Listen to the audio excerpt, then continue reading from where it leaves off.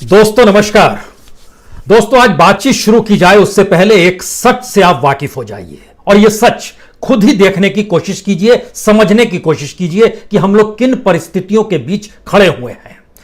यह है TikTok. TikTok के भीतर में भारत सरकार ने बकायदा एक अपना प्लेटफॉर्म बनाया हुआ है और इस प्लेटफॉर्म के फॉलोअर्स हैं 1 मिलियन, जी 10 लाख, और 7.5 मिलियन लाइक किए हुए हैं।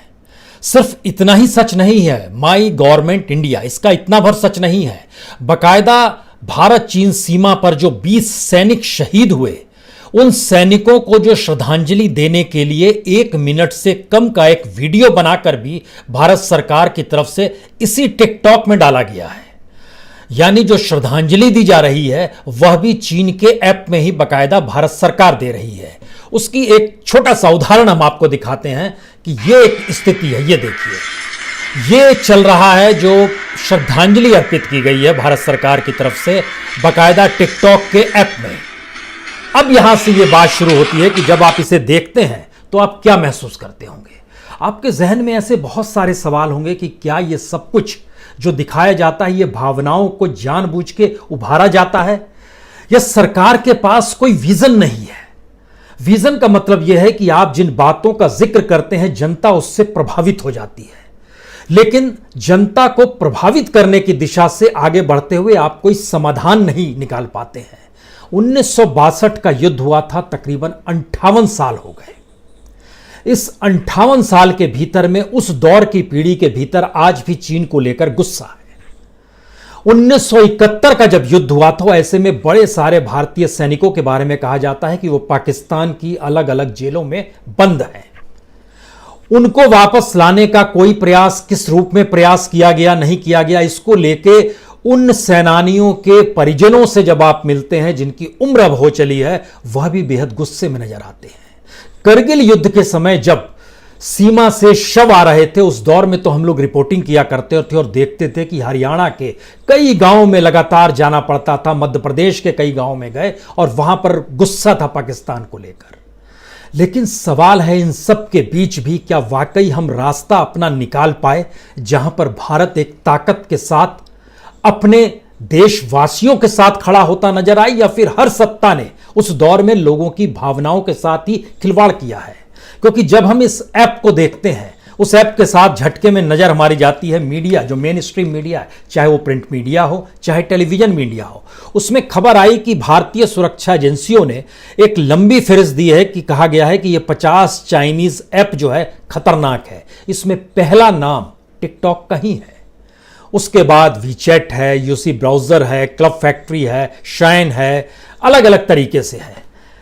लेकिन सच क्या है और क्या वाकई हम इन परिस्थितियों से जूझ रहे हैं कि हमारे पास इसका कोई विकल्प नहीं है और हम सिर्फ तत्काल में, यानी इसकी उम्र बड़ी छोटी होती है, जब तक युद्ध की आशंकाएं हैं उसको लेकर देश के भीतर जो भावनाएं हैं उन भावनाओं के साथ सरकार अपने आप को खड़ा करना चाहती है, इसलिए इन बातों का जिक्र किया जाता है और मीडिया इन बातों को देखता परखता नहीं है कि दरअसल जिन बातों का जिक्र सरकार की तरफ से भी हो रहा है, मंत्री भी आके कह रहा है, लेकिन सच क्या है?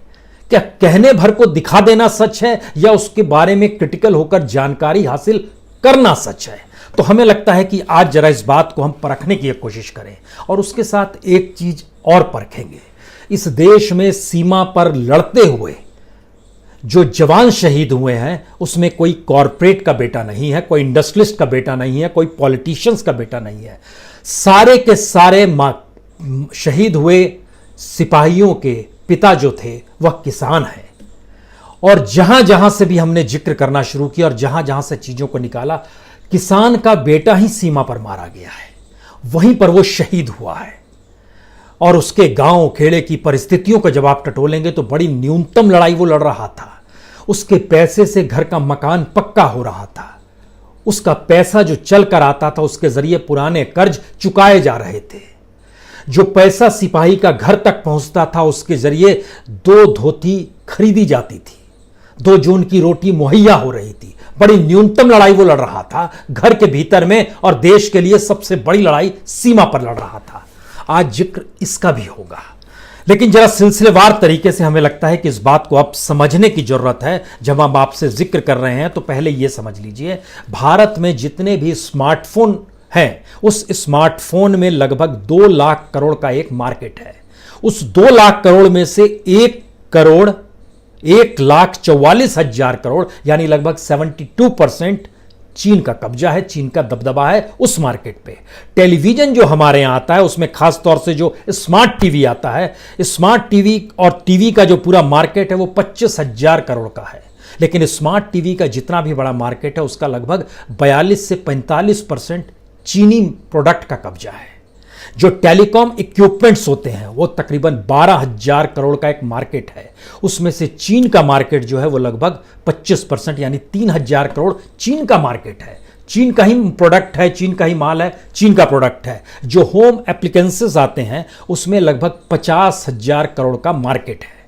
उसमें चीन का जो हिस्सा है वो लगभग 5 से 7 करोड़ चीन का हिस्सा है, सिर्फ चीन का। ऑटो कंपोनेंट जो आते हैं उसका मार्केट बड़ा बड़ा है भारत में, लगभग 57 अरब डॉलर, और इस 57 अरब डॉलर में से लगभग 15 अरब डॉलर चीन का मार्केट है।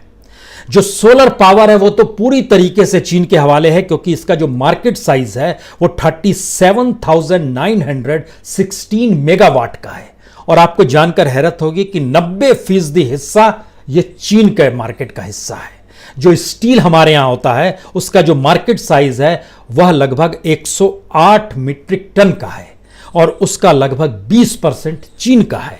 जो फार्मा का सेक्टर है, उस फार्मा के सेक्टर में लगभग 2 अरब डॉलर का मार्केट है, और चीन का हिस्सा उसमें लगभग 1 अरब से ज्यादा का, लगभग 60% हिस्सा चीन के मार्केट का। जब हम इन बातों का आपसे जिक्र कर रहे हैं तो एक सवाल है, भारत इस दिशा में क्यों नहीं बढ़ पाएगा? मुश्किल यह है कि भारत के पास बजट R&D का होता ही नहीं है। रिसर्च एंड डेवलपमेंट भारत कर नहीं पाता है, सस्ता माल दे पाने की स्थिति में नहीं है। मैन्युफैक्चरिंग यूनिट्स अभी भी बड़ी कॉस्टली होती है। लेकिन असल सच यह है कि भारत के भीतर में जितनी भी बड़ी तादाद में जिन बातों का जिक्र सरकार अपने तौर पर कर रही है कि जनता अब इन चीजों को छोड़ दे, संयोग से सरकार के ही तमाम इंस्टीट्यूशंस और खुद सरकार के तमाम महान लोग जो कि इस देश को कानून बनाकर चलाते हैं, वो सभी उन्हीं प्रोडक्ट्स और उन्हीं एप्स का इस्तेमाल कर रहे हैं। तो आप क्या करेंगे? ये इतना संकट भरा वक्त है और संकट बड़ी परिस्थिति है, क्योंकि जब आप इसके भीतर जाते हैं तो हमको लगता है कि 2-3 चीज समझिए। टिकटॉक की स्थिति यह है कि 1 मिनट से कम का वीडियो डाल सकते हैं। गवर्नमेंट ऑफ इंडिया ने भी इसमें डाला हुआ है, बाकायदा अपना एक मंच बनाया हुआ और लिखा हुआ है citizen engagement platform of India, ये उसने लिख रखा है। पबजी मोबाइल जो है, जिसमें खेल खेले जाते हैं, जो बैटल किया जाता है और जो तमाम गेम खेली जाती है, टिकटॉक है, पबजी है, हेलो करके एक है। और इतना ही नहीं, जो भारत में जो कॉम स्कैनर होता है, किसी भी डॉक्यूमेंट या इमेज को जो स्कैन करता है, वह भी चीन का ही है। जो एक्सटेंडर है, जो शर्लेट है, जो वीमेट है, जो ब्यूटी प्लस है, ये सब चीन का है। इसको किस रूप में हम लोग एक्सेप्ट करें या ना करें, या किस तरीके से इसके जरिए हम चीन को झटका दे दें, ये एक अबूझ पहेली सी है। ये अबूझ पहेली इसलिए है क्योंकि इसका एक दूसरा सच है। भारत के सामने हमने बार बार जिक्र किया है कितनी बड़ी तादाद में कंपनियां हैं, लेकिन आपको जानकर हैरत होगी, भारत की बड़ी तादाद में कंपनियों के साथ जो कोलैबोरेशंस हैं चीन के कंपनियों के, उसका एक दूसरा हिस्सा जो शेयर मार्केट के भीतर जो फॉरेन पोर्टफोलियो इन्वेस्टमेंट होता है, वह बीते 6 साल में हद से ज्यादा बढ़ गया। इससे पहले वो नहीं बढ़ा करता था। उसका एक छोटा सा डाटा जरा देखिए और महसूस कीजिएगा आप, क्योंकि जो फॉरेन पोर्टफोलियो इन्वेस्टमेंट होता है, जिसको हम लोग FPI इन्वेस्टमेंट कहते हैं, वो चाइना का जो है, जैसे आप 2019 के दिसंबर तक अगर देखेंगे तो वो 774 करोड़ था दिसंबर 2019 में। सिर्फ उसके बाद आइएगा तो 3 महीने में, यानी वायरस से पहले जनवरी, फरवरी, मार्च, 3 महीने में ये 3,257 करोड़ का हो गया। इतना ही नहीं, अगर 2015 की स्थिति में लाइएगा तो 136 करोड़ का था दिसंबर 2015 में FPI, जो चाइना इन्वेस्टमेंट जिसके जरिए कर रहा था, और वो मार्च 2020 में बढ़कर हो गया 3,257 करोड़ रुपया।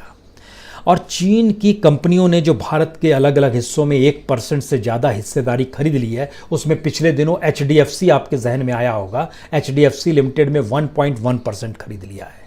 लेकिन अवंती फीड्स 8.77% चीन की हिस्सेदारी है।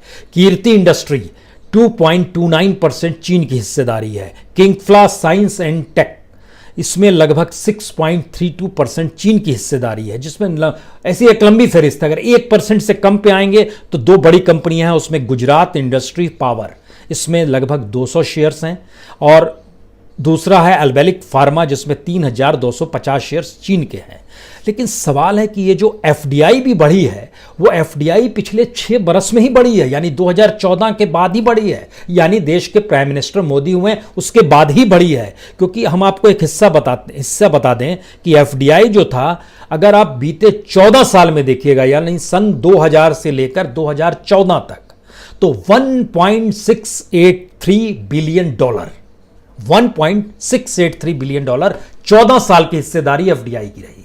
लेकिन 14 से के बाद से 20 तक की स्थिति आ गई $5.462 बिलियन, इतना और बढ़ गया, और आज की तादाद में $7.145 बिलियन है। यानी 6 साल के भीतर में जिस रफ्तार से एफडीआई, जिस रफ्तार से एफपीआई, जिस रफ्तार से चीनी प्रोडक्ट, जिस रफ्तार से भारत सरकार के भी तमाम इंस्टीट्यूशंस उसी के जरिए प्रचार प्रसार कर रहे हैं, यह एक अनूठा सच नहीं है, बल्कि इस देश की त्रासदी है। क्योंकि युद्ध के समय भारत सरकार की तरफ से ही कहा जा रहा है, और बार बार कहा जा रहा है कि हमें दरअसल चीन को सबक सिखाना है, और देश की जनता में 16 शहरों में आज विरोध प्रदर्शन हुआ है, और कुछ जगहों पर कहा गया अब हम हांगकांग मार्केट, जो हांगकांग मार्केट है वो नाम दरअसल बंगाल में है, उसको कहा गया हम इसका नाम बदल देंगे। किसी ने अपने तौर पर कहा, ये पश्चिम बंगाल का जो सिलीगुड़ी का इलाका है वहाँ पर एक हांगकांग मार्केट है, कहा गया हम नाम बदल देंगे। गुजरात के अहमदाबाद शहर की आपने देखी होगी, टेलीविज़न तोड़ा जा रहा है। दिल्ली का जो confederation of all India traders है, उसने कहा कि अब हमारा अभियान नया एक कैंपेन लॉन्च करने वाले हैं, और फिल्मी सितारों से अपील उन्होंने की है कि आप किसी भी हालत में चीनी सामान का विज्ञापन नहीं करें। ये सारी बातें हो रही हैं, लेकिन सवाल है कि सरकार अपने तौर पर अगर कुछ नहीं करेगी तो शहीद का बेटा भी बोलता है और उसकी पत्नी भी बोलती है चीनी सामान का बायकॉट करो। जनता बायकॉट करेगी तो जनता बायकॉट तब नहीं करेगी या तब करेगी कि जब वो माल के अल्टरनेटिव मार्केट में होगा। एक बात, दूसरी, उसको विदेशी माल है, उसको लाने की इजाजत भारत सरकार क्यों दे रही है? अगर इजाजत ही रोक दी जाएगी तो बाजार में माल ही नहीं होगा। लेकिन ये कर पाने की कैपेसिटी में आप नहीं आ पा रहे हैं, क्योंकि आप सक्षम ही नहीं है।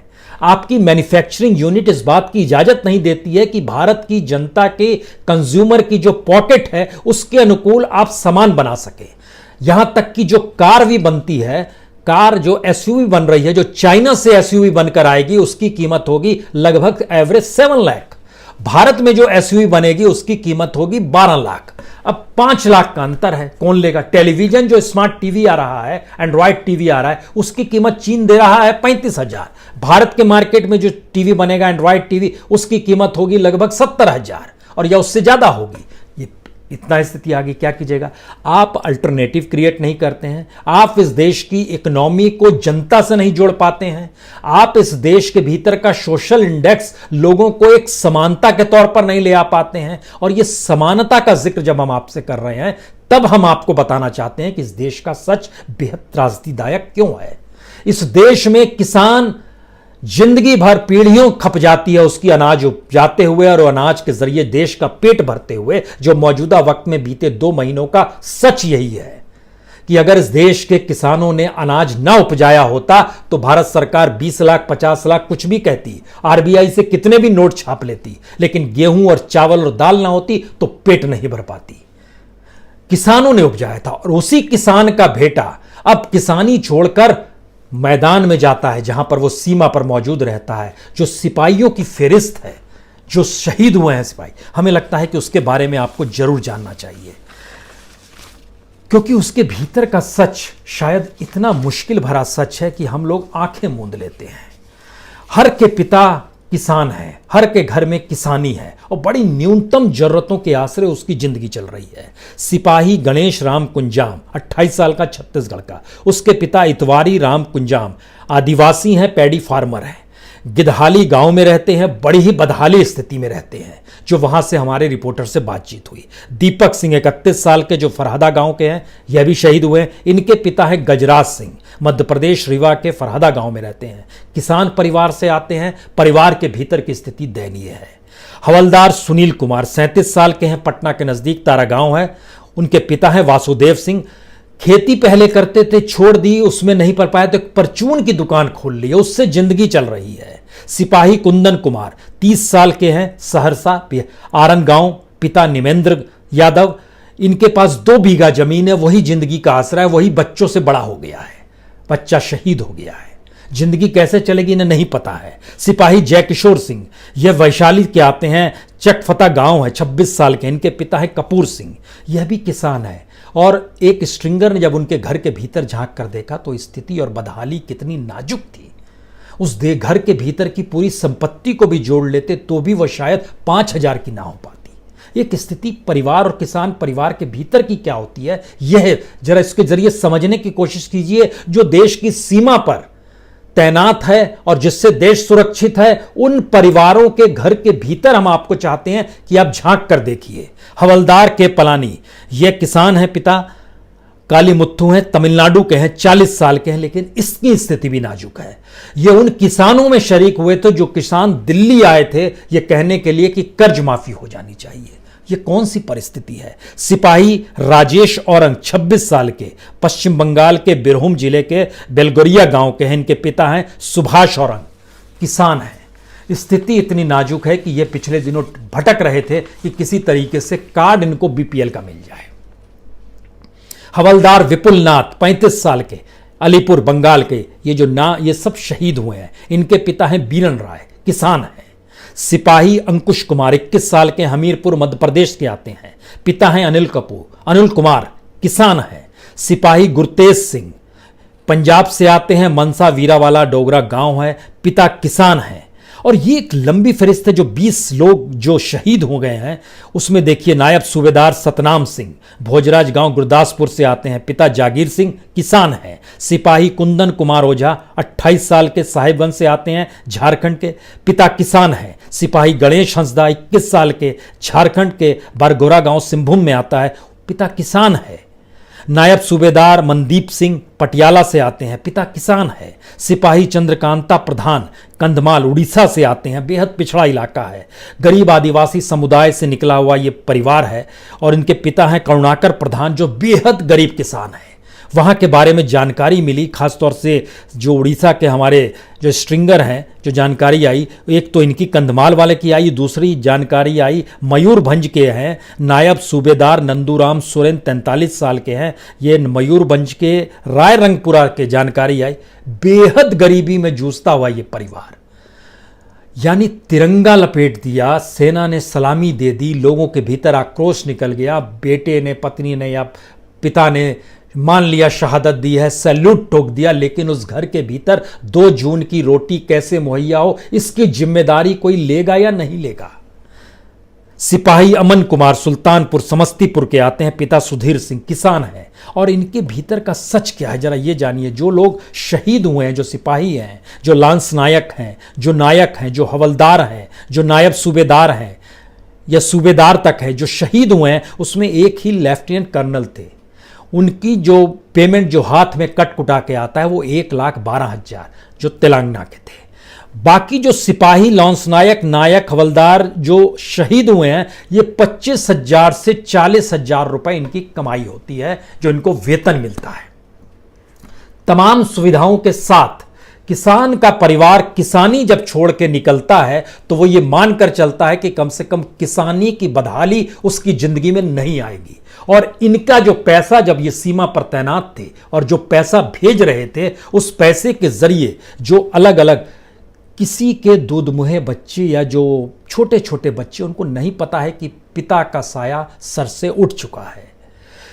एक व्यक्ति ऐसा है कि 15 दिन पहले उसको बेटी का जन्म लिया है। हमें लगता है इन नामों के भीतर में इंडिविजुअल जाएं, खाली बेसिक समझिए, किसी की शादी होने वाली थी, किसी के घर में बच्ची का जन्म 15 दिन पहले हुआ है, किसी के घर की रोजी रोटी चलती रही, जो भेजता था कमा के, किसी ने पुराना कर्ज चुकाया है, किसी ने पक्का मकान बनाया है उन्हीं पैसों से किसी तरह। यानी बेहद न्यूनतम जरूरतें जो जिंदगी की होती है, उस न्यूनतम जरूरतों को पूरा करने के लिए देश की सबसे बड़ी जरूरतों के सामने वह सीमा पर जाकर तैनात हो जाता है, और वहां से जो भी वो कमाता है जिंदगी की जद्दोजहद करते हुए सीमा पर तैनाती के साथ देश के लिए कुर्बान हो जाता है। और उसके बाद जब उसका शव पहुंचता है उसके गांव में, तो हम लोग सैल्यूट मार रहे हैं, चीजें कह रहे हैं, और देश की भावनाओं को उभारा जा रहा है, लेकिन उस पर इंप्लीमेंट नहीं किया जा रहा है। सरकार निर्णय क्यों नहीं ले सकती है? ठेके दर ठेके चीनी कंपनियों को मिल रहे हैं,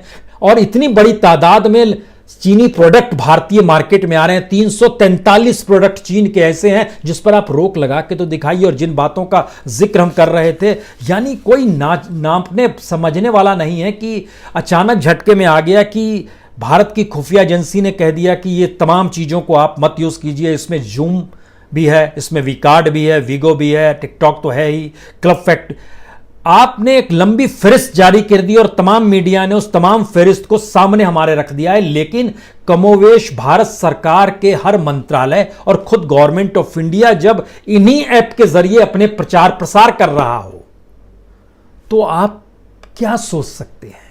इसका मतलब है वाकई ये भावनाओं को उभार कर शायद अपने साथ सरकार जनता को खड़ा करना चाहती है। इसमें कोई दिक्कत नहीं है।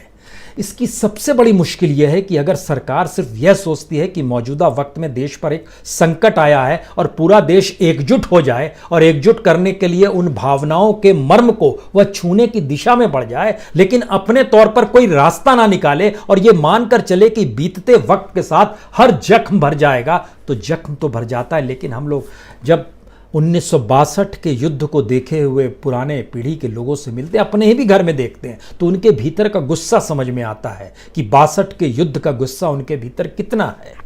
71 में जिन परिजनों के परिवार के सदस्य जो थे, जो सेना में थे और जो वापस नहीं लौट पाए, और वो बार बार कहते हैं कि पाकिस्तान की जेलों में, उनसे मिलते हैं तो एक दर्द उफनता है। क्यों हम समझौता और रास्तों पर चलते हैं और मानकर चलते हैं कि पड़ोसी को सबक भी सिखाना है, लेकिन पड़ोसी को वापस अपने नागरिकों को लाना भी नहीं है। करगिल को लेकर भी यह स्थिति लोगों के जहन में बार बार उभरती है। इस देश के भीतर में राजनीतिक सत्ता जब तक खुद को नागरिक नहीं मानेगी, और एक ऐसा नागरिक नहीं मानेगी जिसकी जिम्मेदारी इस देश को लेकर है, तब तक हमें लगता है कि ये डॉक्यूमेंट्स क्या मायने रखते हैं जब हम इन बातों का जिक्र करते हैं कि कितनी बड़ी तादाद में मार्केट में चीनी पैसा लगातार आ रहा है, चीनी सामान लगातार आ रहा है, और इस दौर में बढ़ा है। ये एक अजीबोगरीब स्थिति है। सोचिए कि जो एफडीआई का पैसा था वह 31 मार्च 2014 मनमोहन सिंह जा रहे थे $1.6 बिलियन, और आज की तारीख में जब हम आपसे बात कर रहे हैं तो $7.1 बिलियन, इतना बिलियन डॉलर एफडीआई बढ़ गया। तो इस दौर में क्या चीन के साथ हमारे संबंध तो वाकई प्रगाढ़ होते चले जा रहे थे, लेकिन आज जब रुके हैं तो कैसे रुकेंगे? जो एफपीआई मार्केट था वो बढ़ते बढ़ते 100 करोड़ के बाद बढ़ते बढ़ते आज की तादाद में 3,257 करोड़ तक पहुंच गया है। यह मार्केट वैल्यू एफपीआई की है। क्या रास्ता है? तो यह एक ओवरऑल तस्वीर निकल कर आती है कि क्या वाकई जो बातें कही जा रही हैं वो सिर्फ कही जा रही है और भावनाओं को भुंजाया जा रहा है। यकीन जानिए यही स्थिति आ रही है। बहुत बहुत शुक्रिया, बहुत बहुत शुक्रिया।